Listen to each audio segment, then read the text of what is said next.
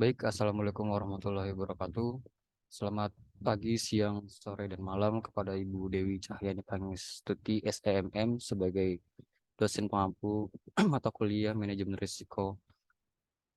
Kami dari kelompok 9 ingin mempresentasikan materi terkait dengan risiko kredit. Sebelum memasuki pemaparan atau pembahasan pada materi risiko kredit, izinkan saya untuk memperkenalkan anggota kelompok kami masing-masing. Yang pertama saya Andika Muriansyah dengan NIM terakhir 007. Saya Fadila Ramadhani dengan NIM akhir 030. Saya Monica Malva dengan NIM akhir 050. Baik, sebelum membahas di dalam risiko kredit, di sini kita harus tahu dulu apa sih itu risiko kredit. Jadi di sini kami mengambil pendapat dari Indonesia yang melakukan penelitian dari tahun 2008. Katakan bahwa risiko kredit merupakan suatu risiko kerugian yang disebabkan oleh ketidakmampuan atau gagal bayar dari debitur atas kewajiban pembayaran utangnya, baik utang pokok maupun bunganya atau keduanya.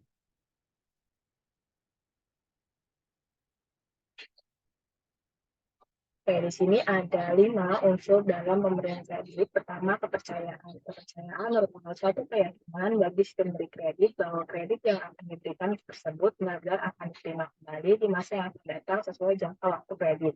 Kedua, ada kesepakatan. Di samping unsur percaya, di dalam kredit juga mengandung unsur kesepakatan antara si pemberi kredit dengan si penerima kredit. Yang ketiga, ada jangka waktu.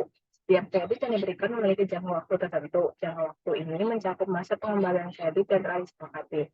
Jangka waktu tersebut bisa berbentuk jangka pendek yang umumnya di bawah 1 tahun, jangka waktu menengah 1 sampai 3 tahun, atau jangka panjang di atas 3 tahun. Oke, di sini ada unsur yang keempat, yakni resiko. Adanya suatu tenggang waktu, masa pengembalian kredit akan memungkinkan suatu resiko tidak tertagihnya atau macet pembayaran suatu kredit. Semakin panjang suatu jangka waktu kredit, maka semakin besar pula resikonya. Demikian dengan sebaliknya. Dan yang terakhir ada balas jasa. Merupakan keuntungan atau pendapatan atas pembelian suatu kredit. Dalam bank jenis konvensional, balas jasa kita kenal dengan namanya bunga. Di samping balas jasa dalam bentuk bunga, bank juga membebankan kepada nasabah biaya administrasi kredit yang juga merupakan keuntungan bank. Bagi bank yang berdasarkan prinsip syariah, balas jasanya ditentukan dengan bagi hasil. Oke, di sini ada tujuan kredit bagi 4 entitas. Pertama ada bagi kreditur atau bank. Ada pengkreditan merupakan sumber utama pendapatannya. Pengkreditan merupakan instrumen penjaga likuiditas, solvabilitas, dan profitabilitas bank. Dan kredit dapat memanfaatkan dan memproduktifkan dana-dana yang ada. Yang kedua, bagi debitur, ini ada 3 tujuan. Pertama, kredit berfungsi sebagai sarana untuk membuat kegiatan usaha semakin lancar dan performa atau kinerja usaha semakin baik daripada sebelumnya. Kedua, kredit meningkatkan minat berusaha dan keuntungan sebagai jaminan kelanjutan kehidupan perusahaan. Dan yang terakhir ada kredit memperluas kesempatan berusaha dan bekerja dalam perusahaan. Next slide. Di sini ada entitas ketiga, yakni otoritas atau pemerintah. Ada 4 tujuannya. Pertama, kredit sebagai instrumen moneter. Kredit dapat menciptakan kesempatan usaha dan kesempatan kerja yang memperluas sumber pendapatan negara. Dan kredit dapat sebagai instrumen untuk ikut serta meningkatkan mutu manajemen dunia usaha, sehingga terjadi efisiensi dan mengurangi pengurusan di semua lini. Yang terakhir ada bagi masyarakat, kredit dapat mengurangi pengangguran karena membuka peluang usaha, bekerja, dan peningkatan pendapatan, serta kredit dapat meningkatkan fungsi pasar karena ada peningkatan daya beli. Oke, di sini ada fungsi kredit. Itu yang pertama menjadi motivator dan dinamisator peningkatan kegiatan perdagangan dan perekonomian. Kedua, memperluas lapangan kerja bagi masyarakat. Ketiga, memperlancar arus barang dan jasa. Keempat, meningkatkan hubungan internasional. Kelima, meningkatkan daya guna atau utility barang. Karena meningkatkan kegairahan berusaha masyarakat. Ketujuh, memperbesar modal perusahaan. Kedelapan, meningkatkan produktivitas dan yang ada. Dan yang terakhir ada meningkatkan income per kapita masyarakat. Baik, sebenarnya di sini jenis kredit itu dibagi jadi 5. Jenis kredit dilihat dari segi kegunaan, dilihat dari segi tujuan kredit, dilihat dari segi jangka waktu, dilihat dari segi jaminan, dan dilihat dari segi sektor usaha. Oke, kita bahas dulu yang jenis kredit dilihat dari segi kegunaan itu dibagi lagi jadi dua, itu kredit investasi dan kredit modal kerja. Kredit investasi sendiri itu kredit yang biasanya digunakan untuk keperluan perluasan usaha atau membangun proyek atau pabrik baru, di mana masa pemakaiannya untuk suatu periode yang relatif lebih lama dan biasanya kegunaan kredit ini adalah untuk kegiatan utama suatu perusahaan. Sedangkan kredit modal kerja itu merupakan kredit yang digunakan untuk keperluan meningkatkan produksi dalam operasionalnya. Contohnya, kredit modal kerja diberikan untuk membeli bahan baku, membayar gaji pegawai, atau biaya-biaya lainnya yang berkaitan dengan proses produksi perusahaan. Kredit modal kerja merupakan kredit yang dicairkan untuk pendukung kredit investasi yang sudah ada. Next slide. Oke, ini ada jenis kredit yang kedua, itu dilihat dari segi tujuan kredit, dibagi lagi menjadi 3 sub. Pertama ada kredit produktif, yakni kredit yang digunakan untuk peningkatan usaha atau produksi atau investasi. Kredit ini digunakan untuk diusahakan sehingga menghasilkan sesuatu baik berupa barang ataupun jasa. Kedua, kredit konsumtif, ini merupakan kredit yang digunakan untuk dikonsumsi atau dipakai untuk keperluan pribadi saja. Dan yang terakhir ada kredit perdagangan, yakni kredit yang digunakan untuk kegiatan perdagangan dan biasanya untuk membeli barang dagangan yang pembayarannya diharapkan dari hasil penjualan barang dagangan tersebut. Kredit ini sering diberikan kepada supplier atau agen-agen perdagangan yang akan membeli barang dalam jumlah tersebut. Jenis kredit selanjutnya yang dilihat dari jangka waktu dibagi menjadi 3, ada jangka pendek, jangka menengah, dan jangka panjang. Kalau jangka pendek itu kredit yang memiliki jangka waktu kurang dari 1 tahun atau paling lama 1 tahun dan biasanya digunakan untuk keperluan modal kerja. Kalau yang jangka menengah itu kreditnya berkisar antara 1 tahun sampai dengan 3 tahun. Kredit jenis ini dapat diberikan untuk modal kerja. Beberapa bank mengklasifikasikan kredit menengah menjadi kredit jangka panjang. Dan yang terakhir ada kredit jangka panjang. Ini masa pengembaliannya paling panjang yaitu di atas 3 tahun atau bahkan sampai 5 tahun. Biasanya kredit ini digunakan untuk investasi jangka panjang seperti perkebunan karet, kelapa sawit, atau manufaktur, dan untuk juga kredit konsumtif seperti kredit perumahan. Selanjutnya, dilihat dari segi jaminan, kredit ini dibagi jadi dua, ada yang dengan jaminan dan tidak menggunakan jaminan. Yang menggunakan jaminan ini, kredit yang diberikan dengan satu jaminan tertentu. Jaminan tersebut dapat berbentuk barang berwujud atau tidak berwujud. Artinya, setiap kredit yang dikeluarkan akan dilindungi senilai jaminan yang diberikan di calon debitur. Sementara kredit yang tanpa jaminan itu, kredit yang diberikan tanpa jaminan barang atau orang tertentu. Kredit jenis ini diberikan dengan melihat prospek usaha, karakter, serta loyalitas si calon debitur saat berhubungan dengan bank yang bersangkutan. Berikutnya ini ada jenis kredit dilihat dari segi sektor usaha. Ini ada contohnya kredit pertanian, merupakan kredit yang diberi untuk sektor perkebunan atau pertanian rakyat. Sektor usaha pertanian dapat berupa jangka pendek ataupun jangka panjang. Kedua ada kredit peternakan. Dalam hal ini kredit diberikan untuk jangka waktu relatif pendek, misalnya peternakan ayam, dan untuk jangka panjang seperti kambing atau sapi. Terus ada kredit industri, yaitu kredit untuk membiayai industri pengolahan baik untuk industri kecil, menengah, ataupun besar. Dan masih banyak contoh lain di sektor-sektor usaha. Baik, untuk selanjutnya di sini terdapat prinsip pemberian kredit. Yang mana yang pertama ini ada prinsip 3R. R yang pertama itu ialah return. Jadi return ini digunakan untuk menilai apakah peminjam atau apakah peminjam yang diberikan pinjaman yang diberikan dapat mengembalikan return yang cukup untuk mengurangi hutang dan bunganya. Kemudian ada repayment. Jadi untuk mengetahui kemampuan klien dapat menggunakan pinjamannya atau bunga pada saat jatuh tempo, dapat mengembalikan pinjaman dan bunga pada saat jatuh tempo. Kemudian ada risk bearing analytic. Jadi digunakan untuk menilai apakah klien dapat menanggung risiko kegagalan yang berkaitan dengan penggunaan kredit tersebut. Selanjutnya di sini prinsip selanjutnya itu ada 5C. Yang pertama itu ada karakter. Jadi karakter ini berkaitan dengan watak. Jadi digunakan untuk melihat sifat klien untuk menilai kemauan atau untuk memenuhi pinjamannya. Nah, sifat karakter klien ini dapat dinilai dari wawancaranya, kemudian dari capacity. Capacity atau kemampuan ini digunakan untuk melihat kemampuan calon peminjam dalam membayar kreditnya. Nah, kriteria ini dilihat dari bagaimana nasabah tersebut menjalankan usahanya atau seberapa besar penghasilan yang diterima tiap bulannya. Kemudian kolateral atau jaminan. Sebelum mungkin kapital atau modal. Jadi kriteria selanjutnya ini adalah kapital atau modal. yang dimiliki calon peminjam yang khususnya diberlakukan pada nasabah yang meminjam untuk usaha atau bisnisnya. Nah, jadi dengan mengetahui modal atau aset yang dimiliki usaha nasabah tersebut, pihak bank dapat mengetahui sumber pembiayaan yang dimiliki. Selain itu, pihak bank juga dapat menilai bagaimana laporan keuangan dari perusahaan yang dijalankan nasabah untuk kemudian dijadikan acuan apakah memang layak diberikan kredit atau tidak. Nah, selanjutnya itu adalah kolateral atau jaminan. Jadi jaminan yang diberikan pada calon peminjam saat mengajukan kredit kepada bank. Nah, sesuai dengan namanya ini jaminan, maka jaminan yang menjadi penjamin atau pelindung bagi pihak bank ini jika nantinya nasabah tidak dapat membayar pinjaman yang diambil. Nah, oleh karenanya idealnya besaran pinjaman ini baik bersifat fisik maupun non fisik haruslah lebih besar dari jumlah kredit yang diberikan. Selanjutnya kondisi atau condition. Jadi kondisi perekonomian baik yang bersifat general ataupun makro yang eksis maupun yang diramalkan, bagaimana kondisi akan mempengaruhi aktivitas dari bisnis klien. Nah, selanjutnya di sini terdapat prinsip 7P.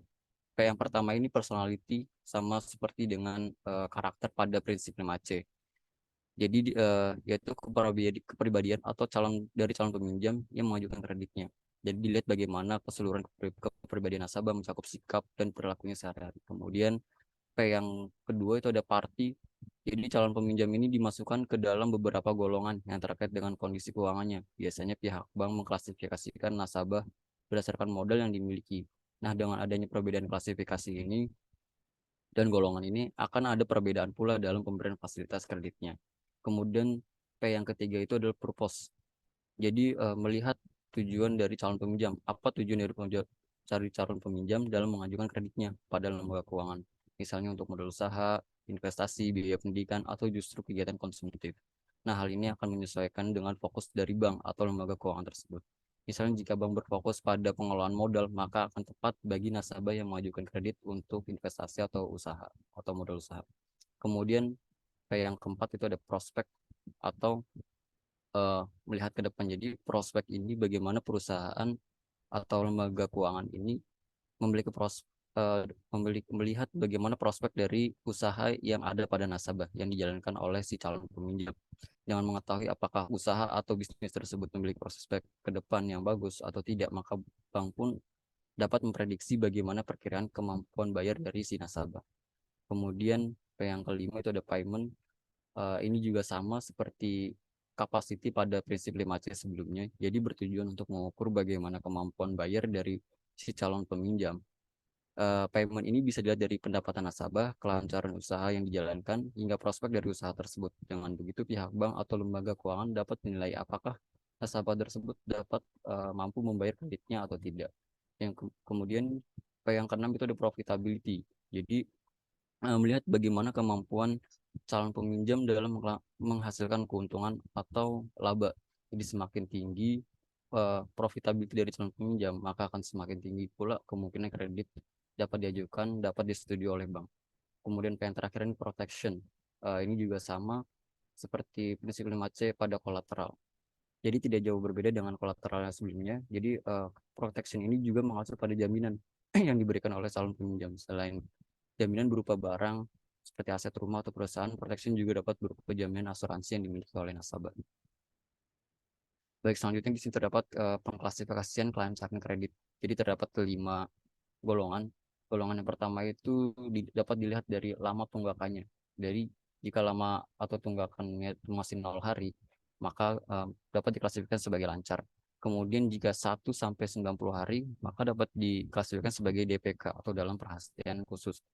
Kemudian yang ketiga itu ada dari 91 hari sampai dengan 120 hari, maka dapat diklasifikasikan sebagai kurang lancar. Kemudian untuk 121 hari sampai dengan 180 hari itu dapat diklasifikasikan sebagai diragukan. Kemudian jika lebih dari 180 hari, maka diklasifikasikan sebagai macet atau kredit macet. Nah, apa sih penyebab terjadinya kredit macet? Kredit macet ini dapat disebabkan oleh faktor internal dan juga eksternal.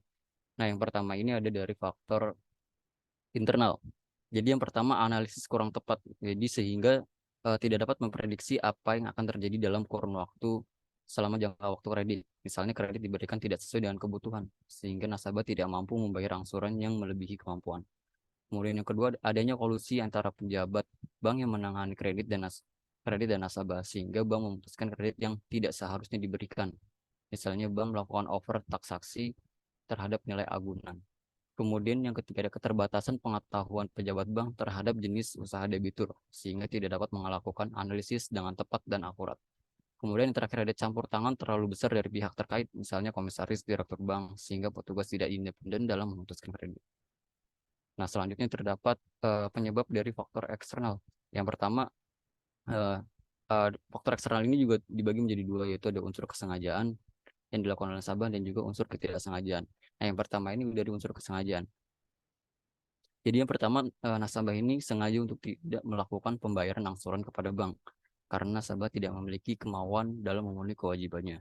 Kemudian yang kedua, penyelewengan yang dilakukan nasabah dengan menggunakan dana kredit tersebut tidak sesuai dengan penggunaannya atau side stream. Misalnya dalam pengajuan kredit disebutkan kredit untuk investasi.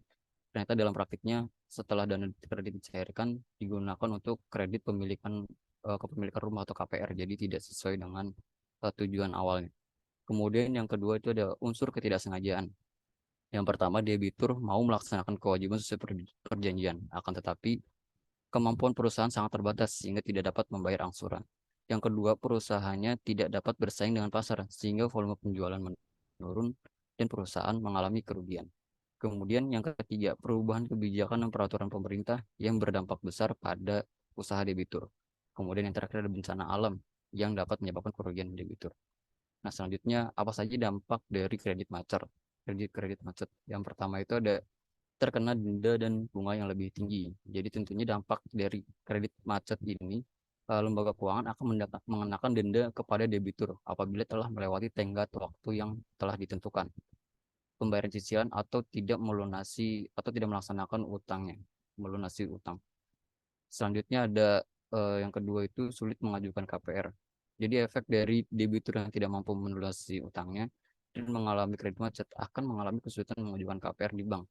Jadi terdapat riwayat kredit kurang baik dari si calon penerima bantuan pembiayaan, akan memberikan kesan kemungkinan besar untuk gagal bayar di peminjaman selanjutnya. Kemudian yang ketiga ada sulit mendapatkan pinjaman dari instansi lain. Nah, si riwayat kredit calon peminjam akan selalu dicek oleh lembaga keuangan untuk memastikan kapabilitasnya dalam melunasi kredit. Mungkin masih berkesempatan walaupun memiliki status dalam perhatian khusus atau DPK tadi. Namun hal ini tidak akan mudah karena akan banyak syarat yang perlu dipatuhi atau dipenuhi. Nah, apa saja teknik penyelesaian dari kredit macet? Yang pertama itu ada penjadwalan kembali atau rescheduling. Jadi penjadwalan kembali atau rescheduling adalah kondisi di mana debitur memberikan perpanjangan tenor kepada debitur. Penyelesaian panjang tenor juga disesuaikan dengan kemampuan bayar debitur. Semakin panjang tenor, harapannya akan memperkecil jumlah angsuran yang dibayarkan ke setiap bulannya. Yang kedua ada persyaratan kembali atau restructuring. Persyaratan kembali atau restructuring adalah kondisi di mana kreditur dapat merubah jadwal pembayarannya, jangka waktu, serta persyaratan lainnya dengan syarat tidak mengubah maksimum plafon kredit. Yang ketiga adalah penataan kembali atau reconditioning. Jadi dalam kondisi ini, kreditur dapat memberikan relaksasi kredit dengan cara mengubah tunggakan menjadi pokok kredit baru, hingga penjadwalan dan persyaratan kembali. Selain itu, kreditur juga dapat menurunkan suku bunga yang dibebankan kepada debitur. Bahkan jika debitur sudah dianggap tidak dapat membayar hutangnya lagi, setelah berbagai upaya yang dilakukan, kreditur dapat mempertimbangkan untuk tidak membebankan suku bunga, sehingga debitur mengalami kredit macet yang hanya akan membayar sisa pokok utangnya saja.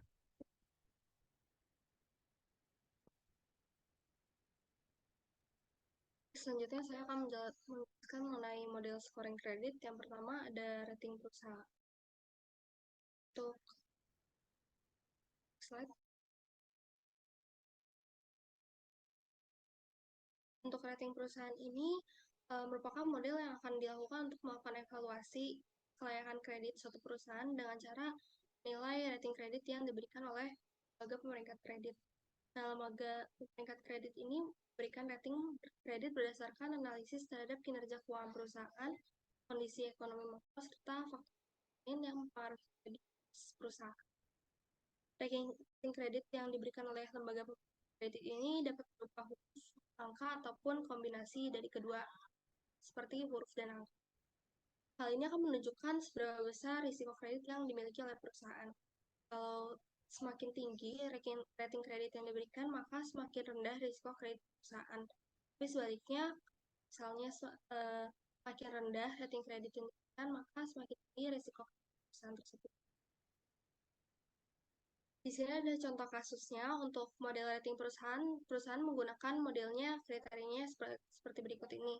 Kalau misalnya rasio utang terhadap modalnya kurang dari 0,5 dan rasio likuiditasnya lebih dari 1,5, maka perusahaan akan mendapatkan rating AAA.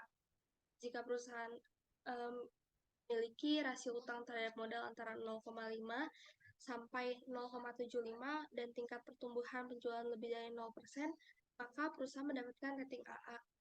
Jika rasio utang terhadap modal antara 0,75 sampai 1,0 dan profitabilitasnya lebih dari 5%, maka perusahaan akan mendapatkan rating A. Jika rasio utang terhadap modal antara 1 dan 1,25 dan profitabilitasnya adalah lebih dari 0%, maka perusahaan akan mendapat rating BBB. Kemudian, jika rasio utang terhadap modal antara 1,25 dan 1,5 dan tingkat pertumbuhan penjualan kurang dari 0%, maka perusahaan akan mendapat rating BB. Nah, di sini jika perusahaan ini memiliki rasio utang terhadap modal sebesar 0,6 dan tingkat pertumbuhan penjualan sebesar 1%, maka berapakah rating kredit yang akan diberikan? Di sini kita bisa lihat untuk rasio utangnya ini dia 0,6, berarti kalau 0,6 ini dia ada di antara 0,5 dan 0,75. Karena itu berarti kita mungkin dia akan mendapat rating AA, tapi kita sekarang dapat lihat lagi pada tingkat pertumbuhan penjualannya. Untuk tingkat pertumbuhan penjualannya ini dia sebesar 1%, berarti kan dia lebih dari 0%. Maka dapat dipastikan bahwa rating kredit perusahaan tersebut adalah AA. Selanjutnya, untuk yang kedua ada model scoring kredit. Nah, jadi model scoring kredit ini akan melihat risiko kredit perusahaan berdasarkan skor yang dihasilkan. Di sini akan terbagi jadi 3 model, yaitu model diskriminan, model probabilitas linear, dan juga model probabilitas logit. Yang pertama ada model diskriminan. Di sini model ini akan melihat apakah suatu perusahaan sebaiknya dimasukkan ke kategori apa. Di sini misalnya kategori A adalah gagal bayar dan kategori B adalah tidak gagal bayar. Di sini kita akan mengumpulkan informasi seperti laporan keuangan untuk memprediksi sebaiknya kalian akan dimasukkan ke kategori apa.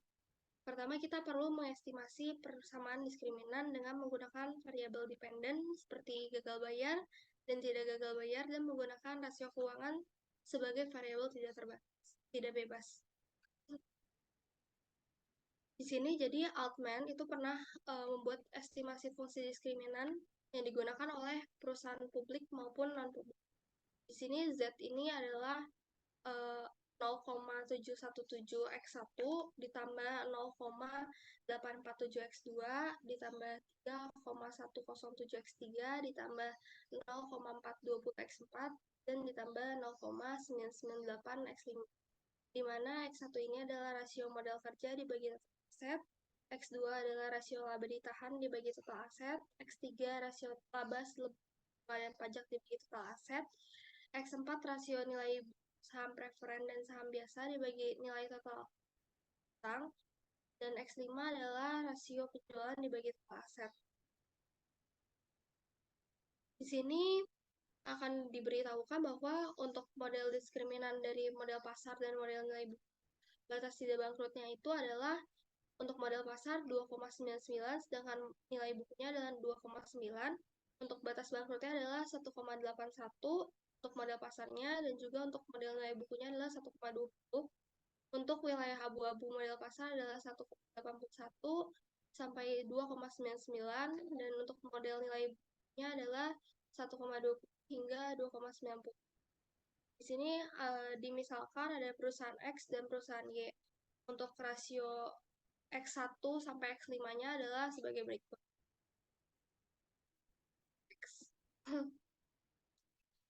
Di sini kita masukkan angka yang harus dikalikan dengan X1 sampai X5, yaitu 0,71 dan seterusnya.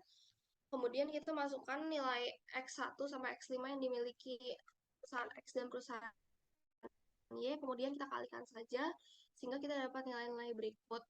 Setelah kita sudah kalikan, kita dapat menjumlahkan keseluruhannya, sehingga kita dapat mengetahui nilai Z yang dimiliki oleh perusahaan X adalah 3,41 dan perusahaan Y adalah 1,14. Dari sini dapat kita ketahui bahwa berdasarkan nilai Z yang dimiliki perusahaan X dan Y, untuk perusahaan X ini akan memiliki probabilitas untuk tidak bangkrut karena dia memiliki nilai di atas 2,99. Sedangkan perusahaannya ini memiliki nilai Z 1,14, yaitu dia di bawah dari batas bangkrut, yaitu 1,81, sehingga ini menandakan bahwa perusahaannya ini akan memiliki probabilitas untuk bangkrut. Selanjutnya ada model probabilitas linear. Di sini dia akan memberikan cerminan angka yang menunjukkan seberapa besar sih kegagalan bayar suatu perusahaan. Di sini Z-nya itu adalah 0,2 ditambah 1,3 X1 ditambah 0,5 X2, di mana X1-nya ini adalah rasio modal kerja dibagi total aset, dan X2-nya ini adalah rasio laba sebelum bunga dan pajak dibagi total aset. Di sini kita diberitahu ada perusahaan A, B, dan juga C. Untuk total asetnya adalah, misalnya di perusahaan A ini total asetnya adalah 100M, modal kerjanya adalah 40M, dan laba sebelum bunga dan pajaknya adalah 40M. Untuk kita mencari X1 dan X2 itu kan, tadi X1 itu rasio modal kerja dibagi total aset. Jadi kita bisa tahu X1-nya ini dengan membagi antara 40M dibagi dengan 100M, sehingga kita dapat 0,4. Untuk X2 ini adalah laba sebelum bunga dan pajak dibagi total aset. Karena di sini untuk perusahaan A, laba sebelum bunga dan pajaknya itu sama dengan modal kerja 40M, maka kita juga dapat mendapatkan nilai X2-nya itu adalah 0,4. Kemudian kita lakukan hal serupa dengan perusahaan B dan C, sehingga kita dapatkan nilai-nilai sebagai berikut. Kemudian kita masukkan slide sebelumnya, kita masukkan angka yang harus kita kalikan dengan X1 dan X2-nya, yaitu 1,3 dan 0,5. Kemudian kita kalikan untuk perusahaan A ini, berarti kita kalikan 0,4 dikalikan dengan 1,3, sehingga kita menghasilkan angka 0,52. Untuk yang X2-nya ini kita kalikan 0,4 dengan 0,5, sehingga kita dapat 0,2. Kemudian kita lakukan hal serupa dengan perusahaan B dan C. Setelah kita mendapatkan angka-angka tersebut, kita akan jumlahkan antara 0,52, 0,2, dan juga 0,2 yang harus kita tambahkan seperti di rumus semula, yaitu 0, kan tadi di awal itu Z-nya ini kan 0,2 ditambah 1,3 X1 ditambah 0,5 X2. Jadi di sini kita akan tambahkan 0,2 ditambah 0,52 dan ditambah 0,2 lagi.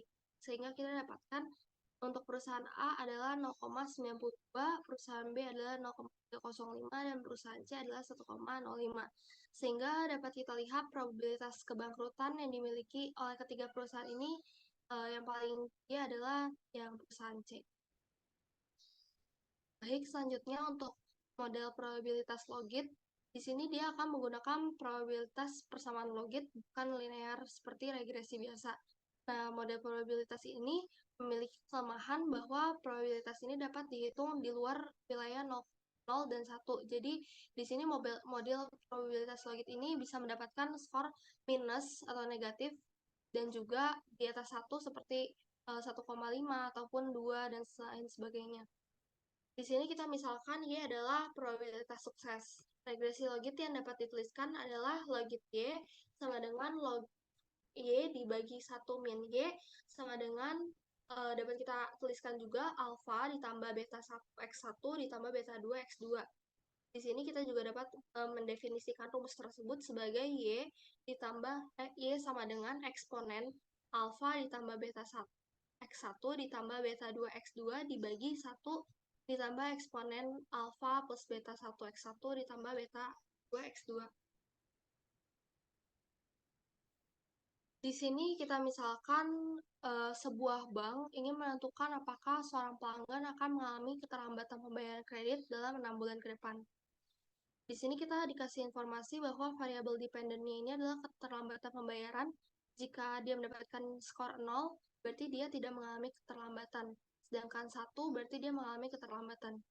Kemudian untuk variabel independennya kita menggunakan riwayat kredit, pendapatan, dan faktor-faktor lain. Probabilitas logit didefinisikan sebagai logit Y sama dengan log Y dibagi 1 min Y, di mana Y adalah probabilitas terjadinya kejadian. Di sini, jika pelanggan memiliki nilai logit Y sama dengan 0,8, maka kita diminta untuk menentukan probabilitas keterlambatan pembayaran kredit. Sekarang, karena kita sudah mengetahui bahwa log Y-nya ini adalah 0,8, maka kita bisa masukkan ke dalam rumusnya, yaitu log Y dibagi 1 min Y itu adalah 0,8. Kita menggunakan rumus eksponen, Y dibagi 1 min Y sama dengan eksponen 0,8, maka Y-nya dapat kita tulis sebagai eksponen 0,8 dibagi 1 plus eksponen 0,8. Nah, untuk mencari nilai eksponen ini kita dapat menggunakan kalkulator saja, sehingga kita akan mendapatkan hasil bahwa Y ini adalah 0,689.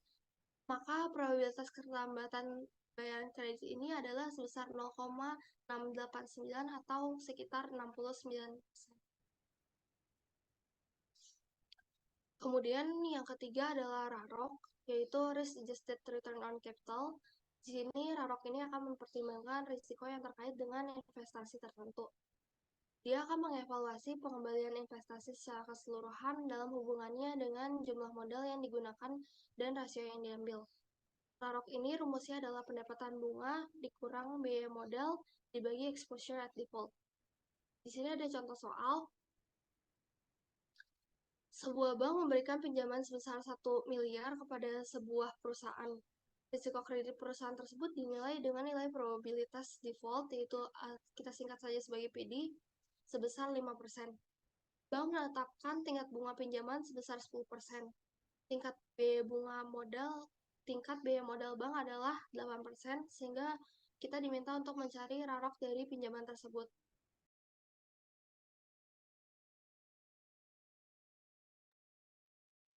Di sini kita dapat mengetahui jumlah pinjamannya itu adalah 1 miliar, untuk PD-nya adalah 5%, tingkat bunga pinjamannya adalah 10%, dan tingkat biaya modal banknya adalah 8%. Untuk menghitung RAROC, kita akan perlu untuk menghitung exposure at default-nya dulu terlebih dahulu. Pertama, exposure at default ini rumusnya adalah jumlah pinjaman dikali 1 min PD. Di sini karena jumlah pinjamannya adalah 1 miliar, kita masukkan 1 miliar dikali 1 min 5% itu kan 0,05. Jadi kita kalikan saja 1 miliar dengan 1 dikurang 0,05, sehingga kita dapat nilai 950 juta. Kemudian kita akan menghitung pendapatan bunga. Untuk pendapatan bunga di sini rumusnya adalah jumlah pinjaman dikali dengan tingkat bunga pinjaman. Maka pendapatan bunga ini dapat kita hitung 1 miliar dikali 10% karena tingkat bunga pinjamannya adalah 10%, maka kita dapatkan pendapatan bunganya adalah 100 juta. Kemudian kita akan hitung biaya modal, yaitu exposure at default-nya kita pakai yang telah kita hitung tadi dengan tingkat biaya modal bank. Sehingga biaya modal ini dapat kita hitung bahwa 150 juta ini dikali dengan 8%, yaitu kita dapatkan untuk biaya modalnya adalah 70 juta. Setelah kita menemukan ketiga angka tersebut, kita dapat menghitung RAROC-nya dengan pendapatan bunga dikurang biaya modal dibagi exposure at default. Maka RAROC ini dapat kita hitung 100 juta dikurang 76 juta dibagi 950 juta. Sehingga RAROC ini menghasilkan 2,53%. Yang menunjukkan bahwa investasi ini akan menghasilkan keuntungan yang lebih besar daripada biaya modal yang dikeluarkan bank, sehingga investasi ini dinilai bahwa cukup. Kemudian yang keempat adalah mortality rate. Di sini kita akan menghitung persentase kegagalan yang terjadi untuk kelas risiko tertentu. Di sini mortality rate ini akan menggunakan data historis. Misalkan sebuah bank memberikan pinjaman sebesar 1 miliar pada seorang peminjam berusia 60 tahun dengan jangka pinjaman ini adalah 10 tahun dan bunganya itu adalah 12% per tahunnya. Berdasarkan data mortality rate di Indonesia, probabilitas peminjam meninggal dunia ini selama 10 tahun ke depan adalah 0,2%. 0,2. Jika peminjam meninggal dunia, ahli warisnya akan membayar kembali pinjaman tersebut dengan recovery rate-nya ini adalah 40%. Maka yang ditanyakan adalah berapa persentase kebangkrutan yang diharapkan. Untuk menghitung persentase kebangkrutannya sendiri ini, itu akan menggunakan probabilitas kegagalan dikali dengan nilai pinjaman dikurangi nilai recovery dibagi dengan nilai pinjaman. Untuk kegagalan pada kasus ini adalah pinjam meninggal dunia selama 10 tahun ke depan. Maka probabilitas kegagalan ini dapat kita hitung dengan mengurangi probabilitas peminjaman tetap hidup dari 1. Karena tadi adalah di Indonesia adalah 0,2, maka probabilitas kegagalannya dapat kita hitung 1 dikurang 0,2 yaitu 0,8.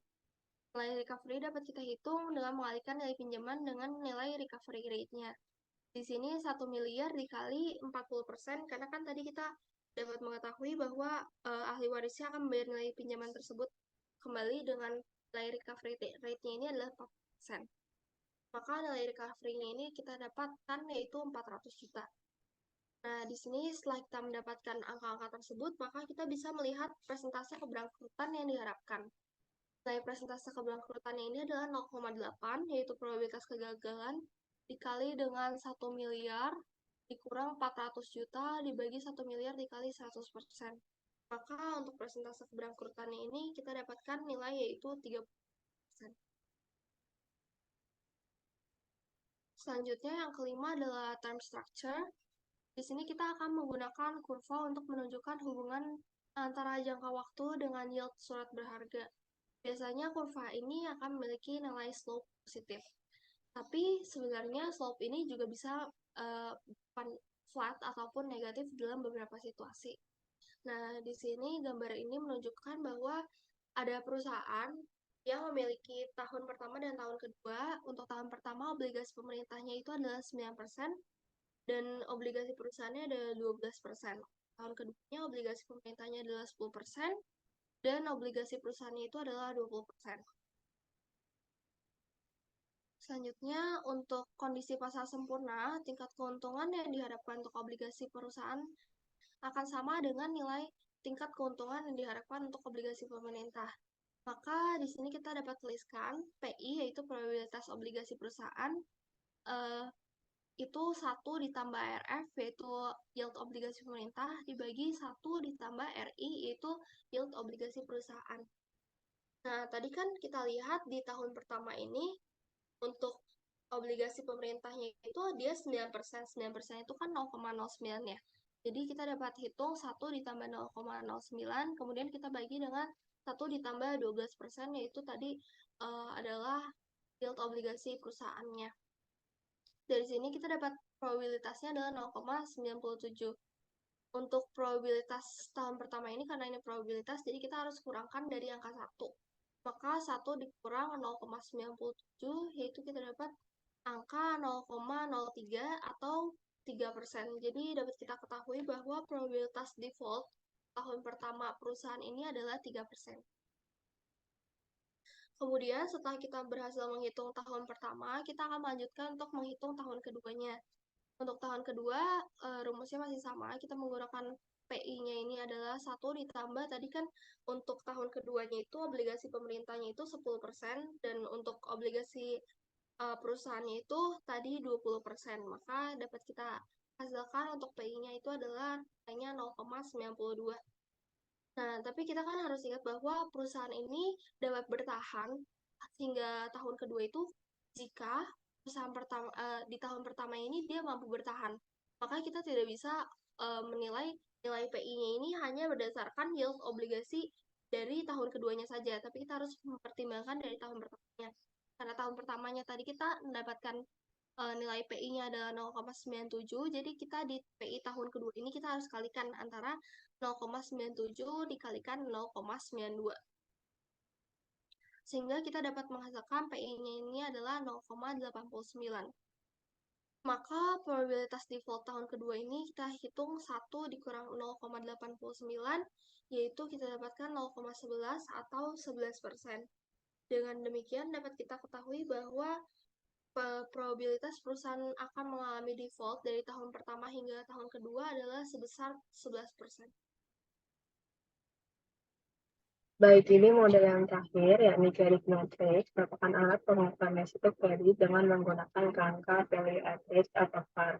Sehingga volatilitas risiko kredit atau risiko yang tidak bisa diperkirakan ini bisa diperhitungkan. Distribusi ini untuk risiko kredit cenderung mempunyai ekor lebih panjang seperti yang terlihat pada bagian di sebelah kanan.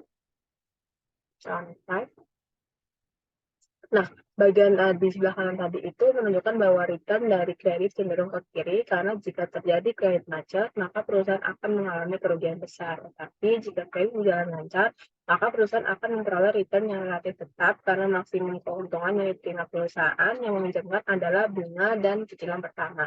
Ilustrasi perhitungan kredit matrix bisa dilihat menggunakan dua contoh, yakni kredit matrix untuk aset individual dan untuk portofolio dengan dua aset. Yang pertama, ini ada kredit matrix untuk aset individual. Jika rating suatu obligasi berubah, maka nilai obligasi tersebut juga akan berubah. Perubahan tersebut terjadi karena tingkat keuntungan yang disyaratkan berubah. Jika rating semakin baik, maka diskon rate akan menunjukkan dan mengakibatkan kenaikan harga dan begitu pun sebaliknya. Yang terakhir ada kredit matrix untuk portofolio. Ini bisa menggunakan alternatif lain untuk menghitung VaR. Baik, selebihnya akan saya kembalikan ke Andi. Baik, sekian dari presentasi kami. Kurang lebihnya mohon maaf. Wassalamualaikum warahmatullahi wabarakatuh.